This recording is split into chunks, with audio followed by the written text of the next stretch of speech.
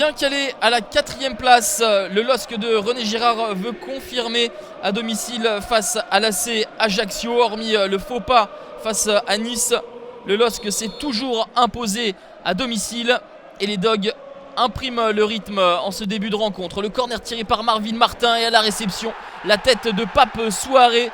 Benoît Pedretti présent sur la ligne ne peut repousser cette balle. Le LOSC mène 1-0 après 17 minutes de jeu. Pape Souaré, impeccable défensivement depuis le début de la saison. Lui qui remplace Lucas Digne, il se montre à son avantage offensivement. C'est son premier but cette saison. Les Lillois qui monopolisent la balle et qui ont les principales occasions.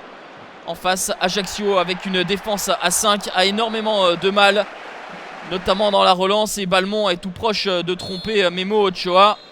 1-0 à la mi-temps.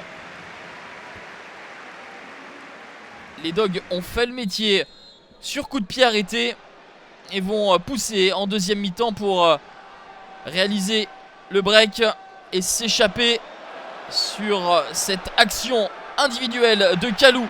C'est Idrissa Gueye qui trompe Memo Ochoa pour la deuxième fois de la soirée.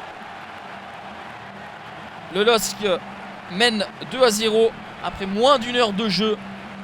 Le tout avec deux des joueurs importants lors de cette rencontre, Salomon Kalou et Idrissa Gueye, qui n'a eu de cesse de récupérer des ballons au milieu de terrain. Là, il trompe Memo Ochoa d'une frappe du coup de pied. 2-0 pour les Lillois qui continuent de pousser face à une défense d'Ajaccio qui a énormément de mal à partir du moment où les Dogs accélèrent. En témoigne cette frappe de Ronny Rodelin bien suivie par Salomon Kalou.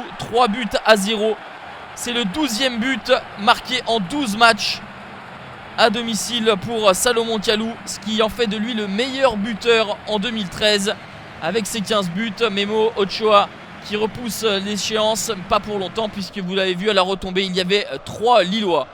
Les réactions d'Ajaccio vont être très timides. Il faut attendre la 83e minute de jeu pour voir ce centre d'André dévié par Rosenal, et Vincent Enyama d'une superbe manchette permet au LOSC de ne pas encaisser de but, ce qui leur est arrivé à 7 reprises depuis le début du championnat. Mission accomplie pour René Girard et ses hommes qui restent à la 4e place à égalité de points avec Marseille avant le Classico.